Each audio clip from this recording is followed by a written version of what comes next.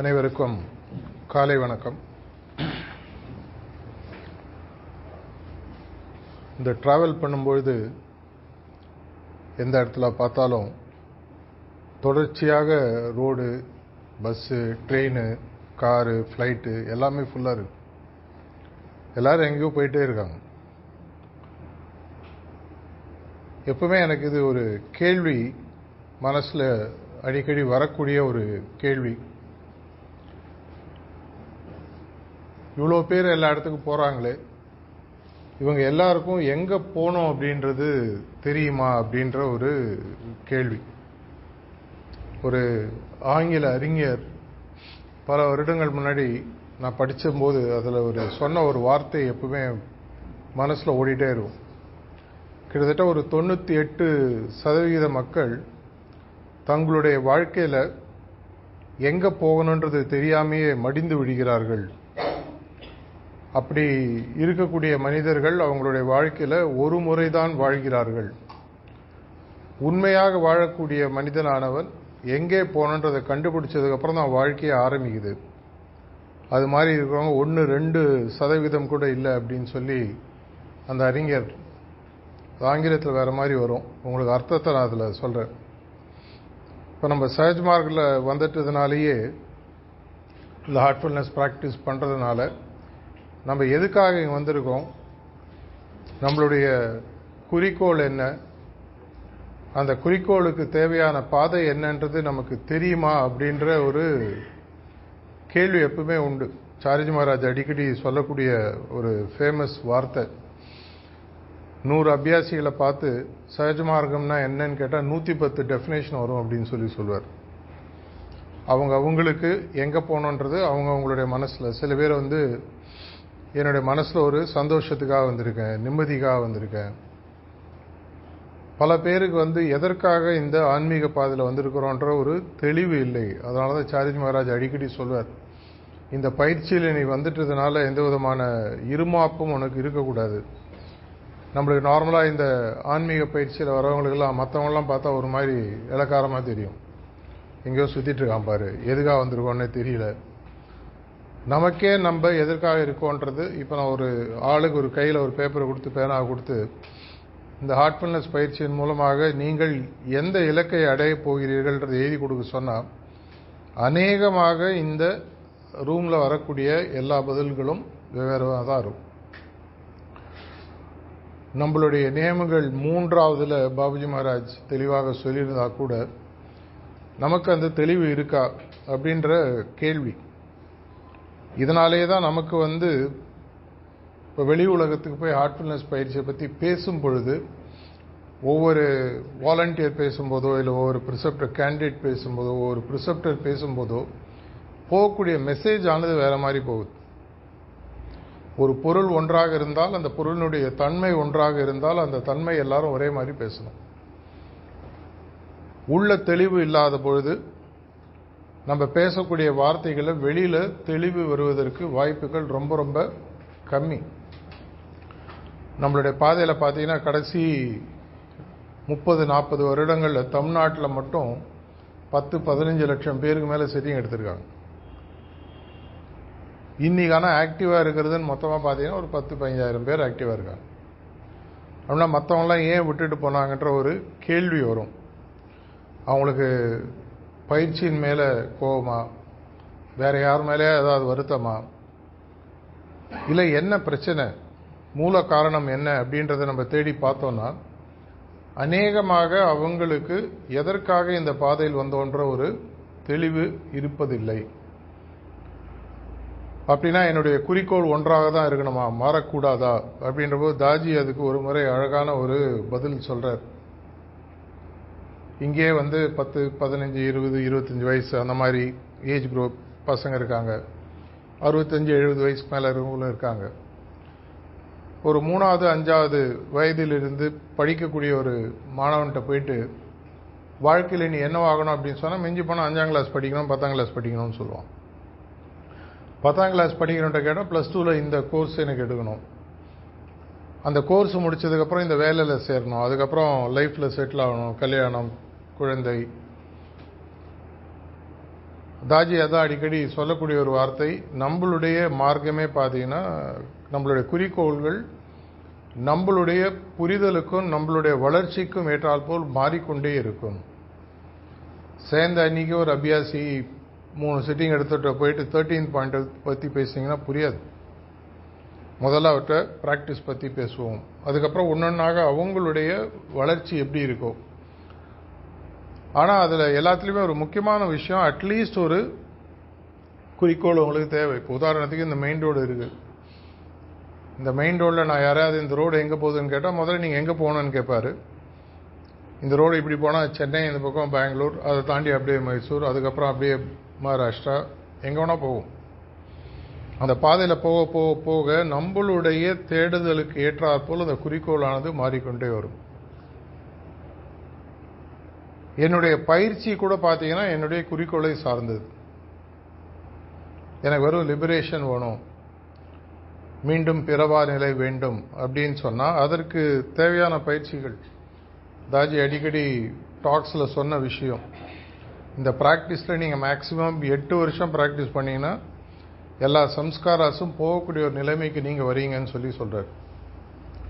அப்படின்னா அதுக்கப்புறம் சம்ஸ்காராஸ் வராதானா வரும், அது உங்களுடைய சாய்ஸஸை பொறுத்தது அப்படின்னு சொல்லி சொல்கிறார். அந்த 8 வருஷத்தில் சம்ஸ்காராஸ்ன்றது உங்களுக்கு இல்லை அப்படின்னு சொன்னால் ஒரு பிறவாத நிலை வந்துடுறோன்றது அர்த்தம்.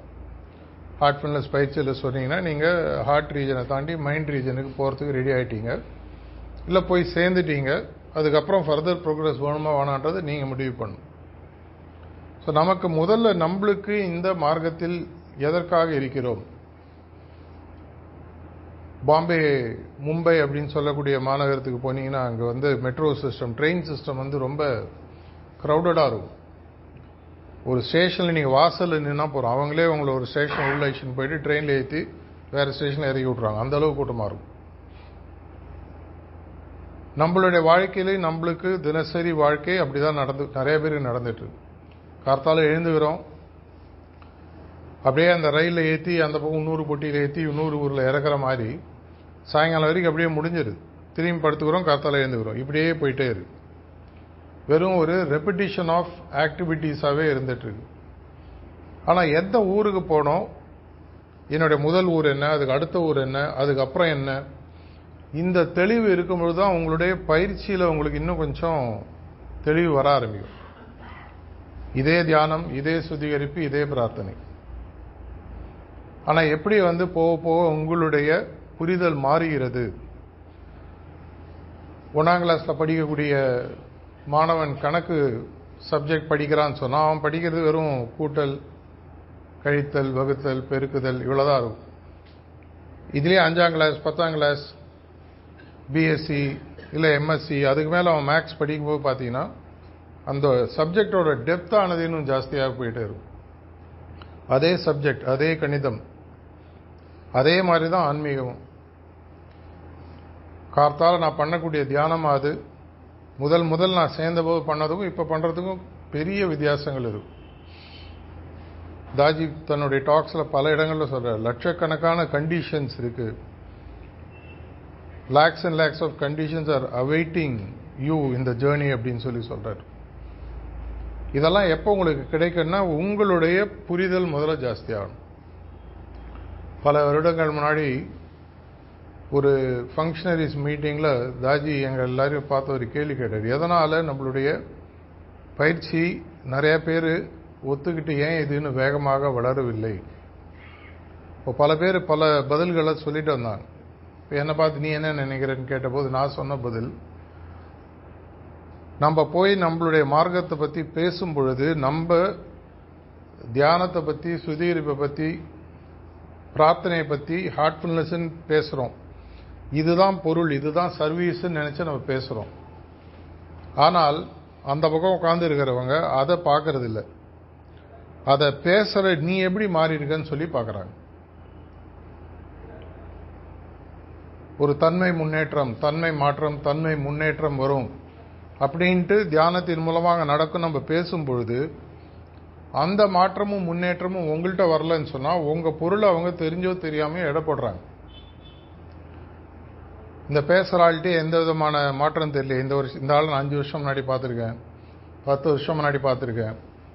அப்போதைக்கு இப்போ இன்னும் மோசமாக இருக்கார வழி அவர்கிட்ட எந்த விதமான மாறுதல் இல்லைன்ற பொழுது நீங்கள் சொல்லக்கூடிய அந்த ஹார்ட்ஃபுல்னஸ் பயிற்சியை அவங்க பயிற்சியாக பார்ப்பதில்லை, உங்கள்கிட்ட இருக்கக்கூடிய மாறுதலை தான் அவங்க பார்க்குறாங்க. புதுசாக பார்க்குறவங்களுக்கு வேணால் தெரியாமல் இருக்கலாம். ஆனால் நம்ம நார்மலாக தெரிஞ்ச இடத்துல தான் போய் தெரிஞ்சவங்கள்ட்ட தான் பேசுவோம், ஃப்ரெண்ட்ஸு சர்க்கிள், ரிலேஷன் சர்க்கிள், அது மாதிரி. அப்படின்னா ஒரு முக்கியமான பொறுப்பு நம்மளுக்கு இந்த பயிற்சியில் வரும்போது வருகிறது. டார்ச் பேரர்ஸ்ன்னு இங்கிலீஷில் சொல்லுவாங்க. ஒரு முக்கியமான விஷயம்னா யாராவது ஒருத்தர் கொடி பிடிச்சி முன்னாடி நடந்து போகணும். அந்த நடந்து போகிறவருக்கும் அந்த கொள்கையில் ஈர்ப்பு இருக்கணும். அந்த நடந்து போகிறவர்கிட்ட அந்த கொள்கையை பற்றி அவர் என்ன பேசுகிறாரோ அந்த மாறுதல் அவர்கிட்ட இருந்தால் தான் மற்றவங்க பின்னாடி வருவாங்க. ஒரு தலைவன் இருக்கானா பின்னாடி 10 பேரோ 20 பேரோ 50 பேரோ வரவங்க இருக்கிறதுனால தான் அவங்க தலைவர்கள்.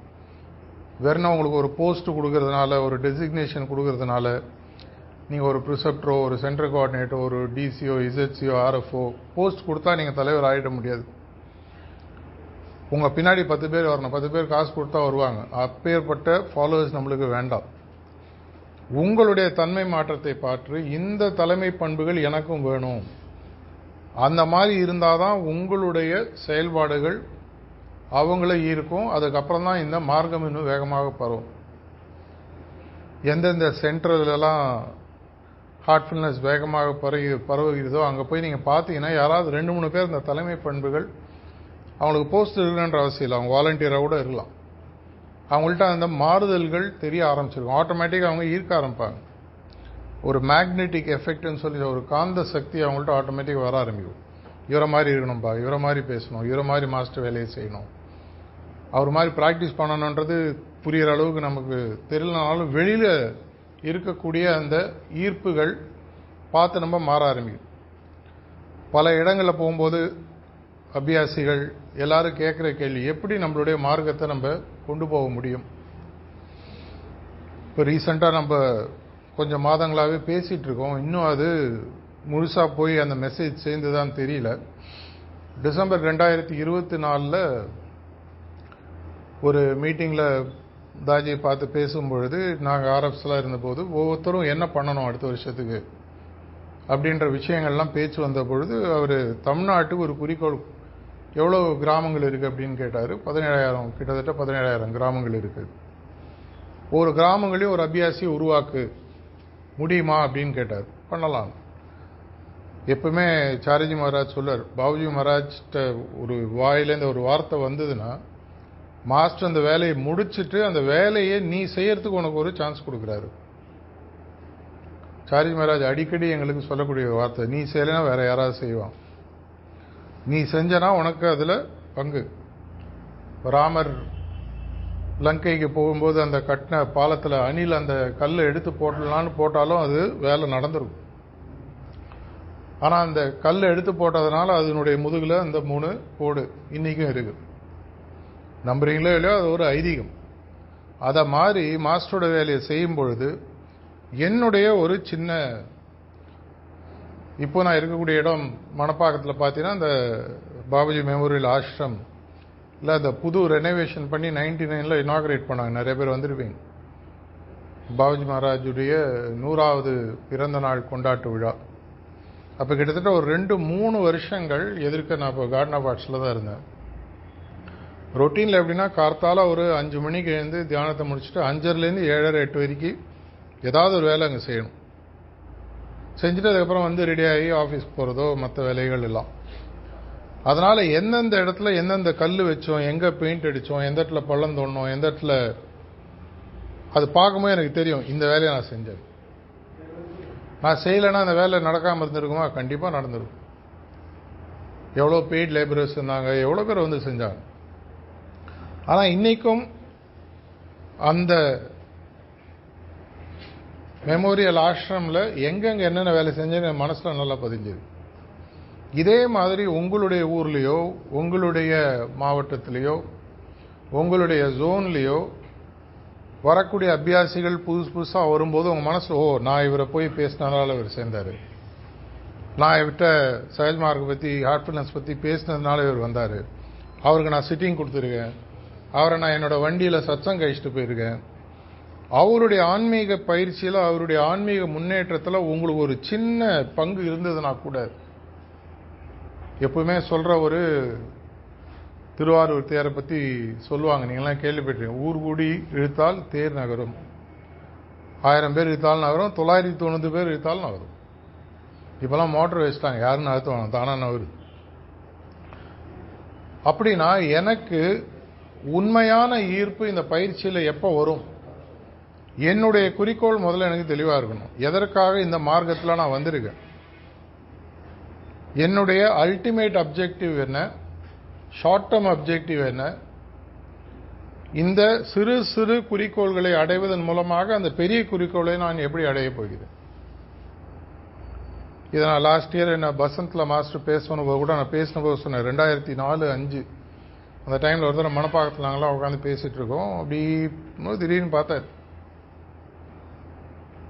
சாரஜி மகாராஜ், பார்த்துட்டு சொன்னேன், நீங்களாம் எப்படி திரும்பி வர போறீங்களே அப்படின்னாரு. அப்பதான் எனக்கு நம்மளாம் லிபரேட் ஆயிட்டோம் அப்படின்ற ஒரு பெரிய ஒரு ஜாலியாக உட்காந்து புஷ்குன்னு பலூன்ல காத்து எறிங்க போச்சு. என்ன இப்படி சொல்லிட்டாரு. அப்போ தாஜியும் இருந்தாருங்க. அப்புறம் ஒரு 2-3 நாள் கழிச்சு ஒரு ட்ரீம் ஒன்று வந்தது. அந்த டாக்ல நான் சொல்லியிருக்கேன், போன பசந்த் 2024 பேசின போது காணால. அந்த ட்ரீமில் ஒரு எதிர்காலத்தில் 400, 500, 600 வருஷம் கழிச்சு சாரஜி மகாராஜ் திரும்பி மாஸ்டராக திரும்பி உருவெடுத்து வருவதாகவும், அப்போ வரும்பொழுது தேவைப்படக்கூடிய விஷயங்களுக்கான பணிக்காக இப்போ வந்திருக்காரு. இப்ப இருக்கக்கூடிய இப்ப நம்ம இது நாள் வரைக்கும் 2014 வரைக்கும் பார்த்த சாரஜி மகாராஜ் ஆனவர் அந்த 500-600 வருஷம் கழிச்சு வருவதற்கான தயார் நிலையை உருவாக்குவதற்கு இப்பே வந்துட்டு வேலை செய்யறாரு. அதனால இப்ப கூட இருக்கிறவங்கள திரும்பி வர போறாரு அப்படின்ட்டு. அப்புறம் ஒரு லைன் சொன்னார், நீங்க எல்லாரும் லிபரேட் ஆகி எல்லாரும் நல்ல நல்ல கண்டிஷன் மேல போயிட்டீங்கன்னா இங்க இருக்கிற மக்களை கவனிக்கிறது யாரு அப்படின்னு. சோ ஆன்மீக முன்னேற்றம் என்பது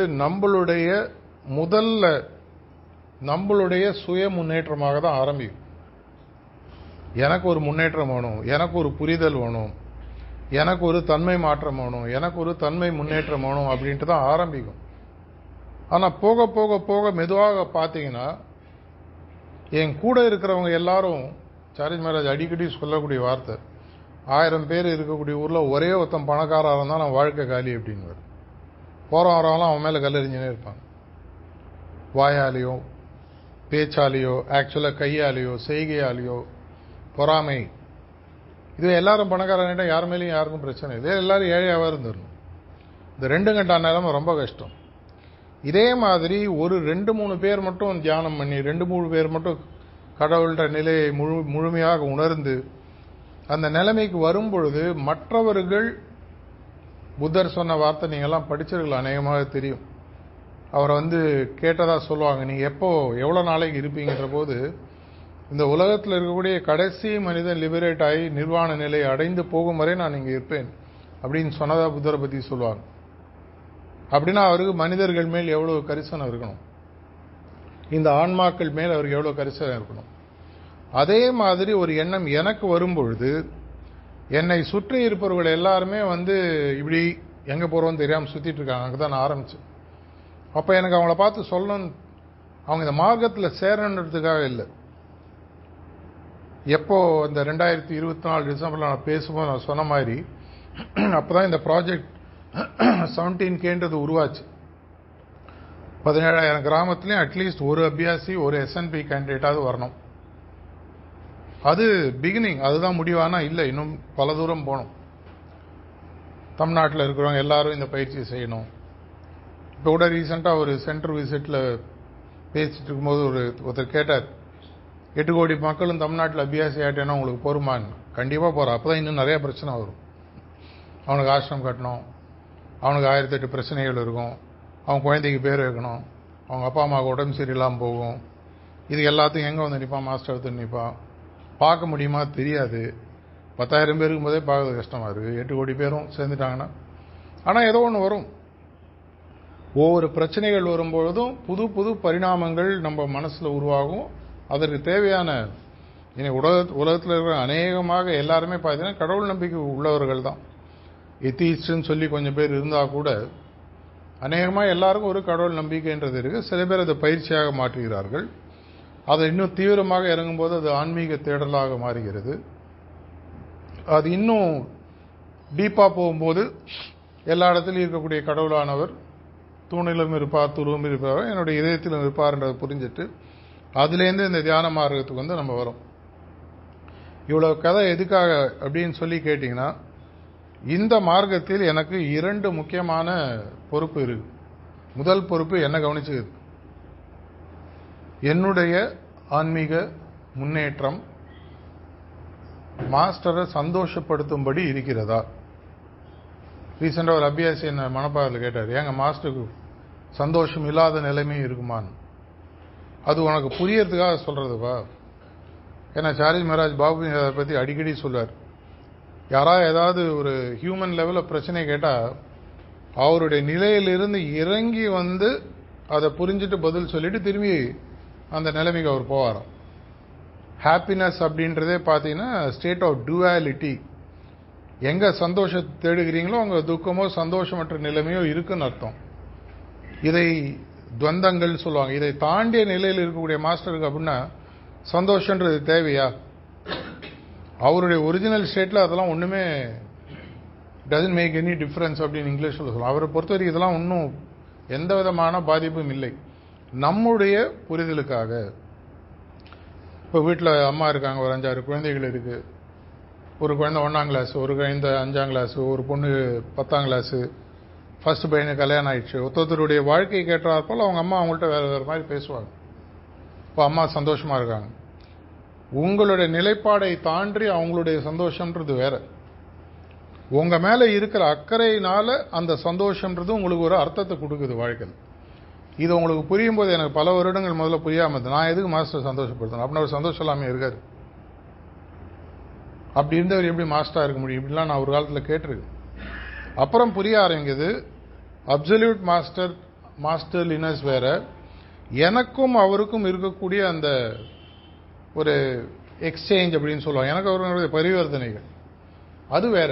அந்த லெவல்ல என் மேல் இருக்கக்கூடிய அக்கறையினால் அவரை நான் சந்தோஷப்படுத்த அவரு ரெடி ஆயிட்டானா இன்னும் கொஞ்சம் கொடு, இவன் தாங்குவானா இன்னும் கொஞ்சம் கொடு. சார்ஜி மகாராஜ் அடிக்கடி சொல்றார், ஹார்ட் ரீஜன் தான் இருக்கிறதுக்குள்ள தாண்டது ரொம்ப ரொம்ப கஷ்டமானது. ஏன்னா எந்த அவசரமும் இல்லாமல் ஹார்ட் ரீஜனை நீங்க ஃபுல்லா நீங்க ரெடி ஆனதுக்கு அப்புறம் தான் அவங்கள மேல் நிலைமைக்கு மாஸ்டர்கள் கொண்டு போகிறார்கள். சில நேரங்களில் பல வருடங்கள் ஆகும். நான் ஸ்பெசிஃபிக்காக எக்ஸாம்பிளாக சொல்ல விரும்பல, ஆனால் எனக்கு நல்லாவே தெரியும். நீங்கள் யாராவது தாஜுடைய புக்ஸை படிச்சிருந்தீங்கன்னா அந்த கூர்மெட் கான்ஃபரன்ஸ்ன்றதை பற்றி அவர் பேசுகிறார், ப்ரிசெப்டர் கான்ஃபரன்ஸ். அந்த கான்ஃபரன்ஸ் நடக்கும்போது ஏற்கனவே தாஜி 11-12 வருஷம் மிஷனில் இருந்திருக்கார். அதில் ஒரு இடத்துல சொல்கிறாரு, இப்போ தான் எனக்கு புரியுது நான் 3rd பாயிண்டில் இருக்கேன் அப்படின்னு. 12 வருஷம் கழிச்சு அப்படின்னா யோசிச்சு பாருங்க, எவ்வளோ வருடங்கள் கழிச்சு மாஸ்டராக வர வேண்டிய ஒருத்தர் 3வது பாயிண்ட் வரத்துக்கு அவருக்கு 12 வருஷம் ஆனதா அவரே சொல்றாரு. இருக்கேன்னு நினைக்கிறேன்னு சொல்லி சொல்றாரு. அநேகமாக அது கரெக்டாக இருக்கு. ஏன்னா அவருடைய அப்சர்வேஷன் நம்மளுக்கே தெரியும் ஒரு மாதிரி எப்படின்னு சொல்லி. அவர் 2 வருஷம் முன்னாடி ஆரணியில் பேசும்பொழுது உங்களுடைய பொசிஷன் எப்படி கண்டுபிடிக்கிறத பற்றி ஒரு டாக் கொடுத்துருக்கு. அநேகமாக இப்போ சர்க்குலேட் பண்ணது எல்லாம் பார்த்துருக்கலாம். அப்படி இருக்கும் பொழுது என்னுடைய முன்னேற்றம் மாற மாற மாற மாஸ்டர் ரெடி ஆயிட்டான். பாயிண்ட் 1ல இவன் ஃபுல்லாக அவனுக்கு எக்ஸ்பீரியன்ஸ் வந்துடுச்சு. ஹாரிசான்டல் டிராவல்னு சொல்லுவாங்க. வெர்டிகல் டிராவல்ன்றது ஒரு பாயிண்ட்ல இன்னொரு பாயிண்ட்டுக்கு பொசிஷன் மூவ் ஆகுது. ஹாரிசான்டல்ன்றது அந்த இடத்துக்குள்ள இந்த ஏரியாவில் தாதா, அப்புறம் பெரிய ஏரியாவில் தாதா, அதோட பெரிய ஏரியாவில் தாதான்ற மாதிரி இந்த இடத்துல எனக்கு இன்னும் முழு அனுபவம் கிடைக்கலன்னு சொன்னா அதுக்கு ஒரு முறை தாஜி அழகாக எக்ஸ்பீரியன்ஸ் சொன்னார். எதனால ஒரு பாயிண்ட்ல நான் ஃபுல்லா போகணும், அப்படி இல்லைன்னா ஏதாவது விட்டகுறை தொட்டகுறை இருந்தால் திரும்பி சோல் தேடி வருமா, அந்த பாயிண்ட்டுக்கு திரும்பி வரணும். இந்த ஜென்மத்தில் முடியலாம், ஒரு அடுத்த ஜென்மத்தில் வர வேண்டியிருக்கும். அப்படி இருக்கும்போது ஃபுல்லாக அவன் தயாராகிட்டானா அடுத்தது கொடுப்போம். ஆல் பாஸ் சிஸ்டம் கிடையாது இது. நீங்கள் 1ஆம் கிளாஸில் 10 வருஷம் படிக்கலாம், 15 வருஷம் படிக்கலாம், 20 வருஷம் படிக்கலாம், ஒரே நாள்லையும் படிக்க முடியும்.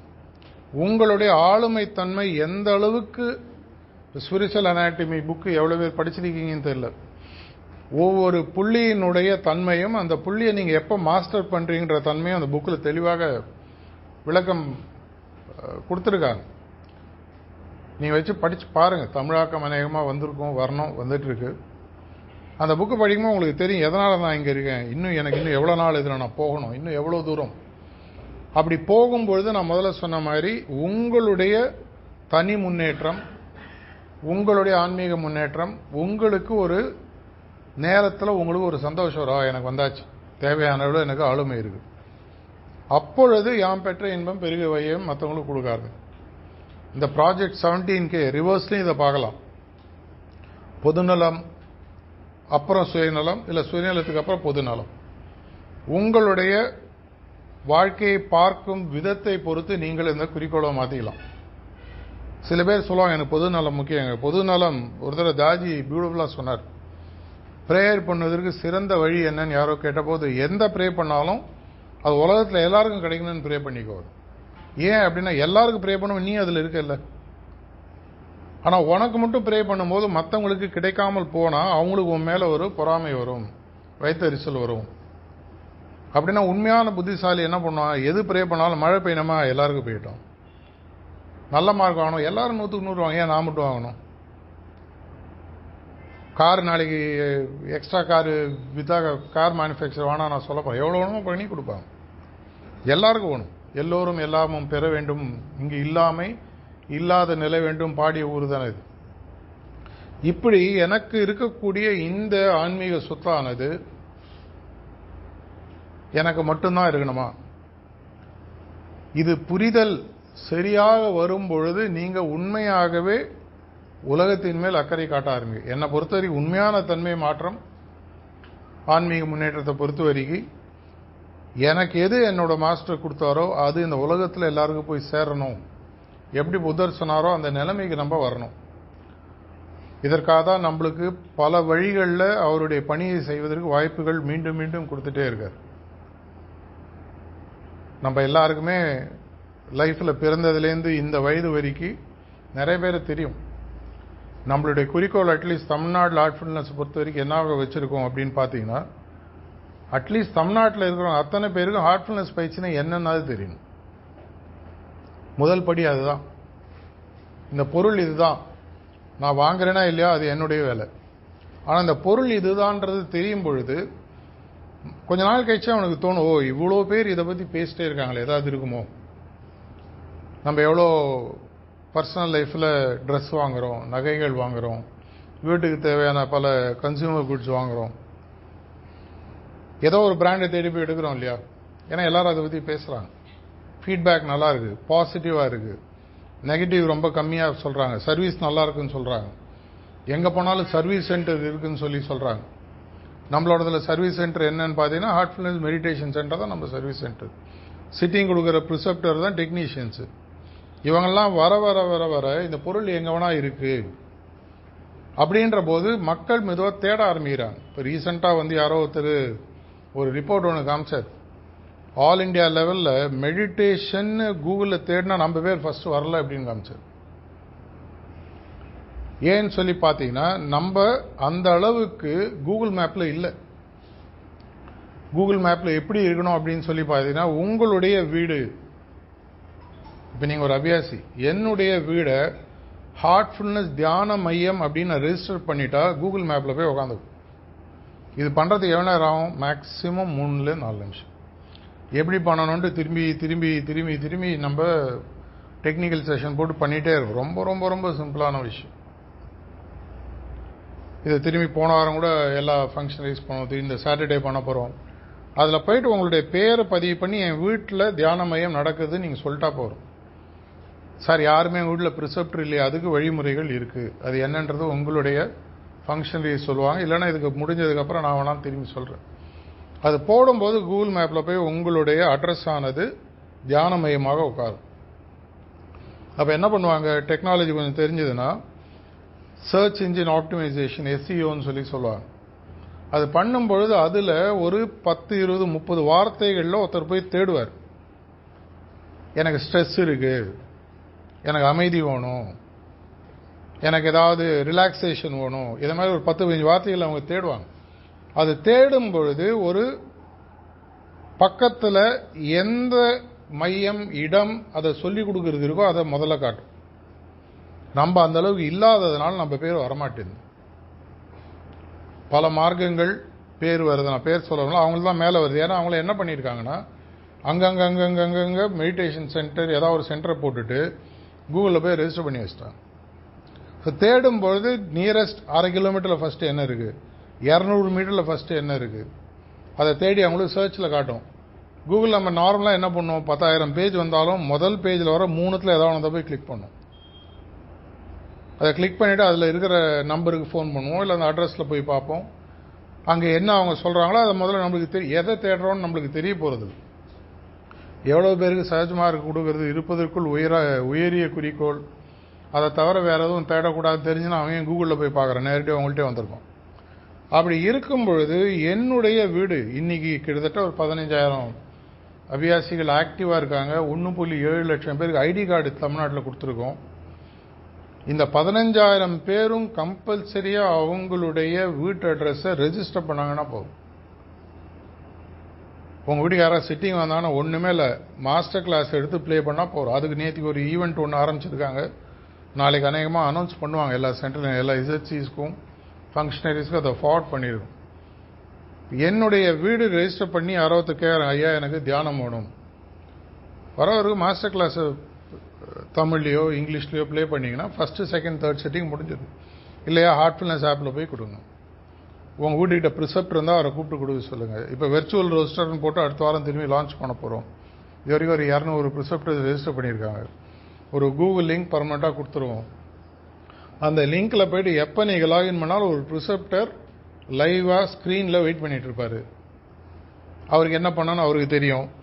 உங்களுக்கு அது கனெக்டோ, இண்டிவிஜுவல் சீட்டிங்கோ, செகண்ட் சீட்டிங்கோ, குரூப் சப்சங்கோ, இல்லை என் வீட்டில் இன்றைக்கி ஹவுஸ் வார்மிங், எதுவாக இருந்தாலும் அவங்களுக்கு என்ன பண்ணணும்னு தெரியும். அந்த நேரத்தில் அவங்க கனெக்ட் பண்ணி எல்லாம் நாங்கள் பின்னாடி அதற்கு தேவையான பேக் அண்ட் ஒர்க்கெலாம் ரெடி ஆகிடுச்சு.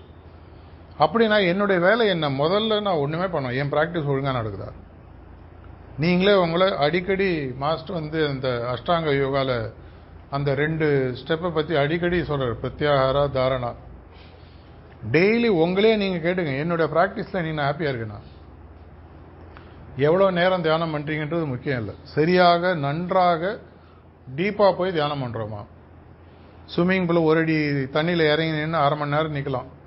ஆனால் 2 நிமிஷம் டெப்த்தில் குதிச்சு ஸ்விம் பண்ணிட்டு வருது வேறு. எனக்கு என்னுடைய திருப்தியாக நான் என்னுடைய பயிற்சியை இன்னைக்கு செஞ்சேன். என்னுடைய காலை தியானமாக இருக்கட்டும், சுத்திகரிப்பாக இருக்கட்டும், மற்ற விஷயங்கள் போக போக எப்படி நான் ப்ராக்டிஸ் பண்ணுறேன், இதில் எனக்கு நல்ல ஒரு இன்ட்ரெஸ்ட் வந்துடுச்சுன்னு சொன்னால் அடுத்தது நான் என்ன பண்ணணும், என்னுடைய வீடை நான் முதல்ல ரெஜிஸ்டர் பண்ணணும். முடிஞ்சதுன்னா நான் போய் ஒரு கேண்டிடேட்டை ரெஜிஸ்டர் பண்ணணும். கேண்டிடேட் ரெஜிஸ்டர் பண்ணால் உடனே ப்ரிசெப்டர் ஆக்கிடுவாங்களான்னா அதுக்கு தனி ப்ராசஸ் இருக்குது, அது வேற கதை. அட்லீஸ்ட் எனக்கு இன்ட்ரெஸ்ட் இருக்குன்றதை நான் சொல்லணும்.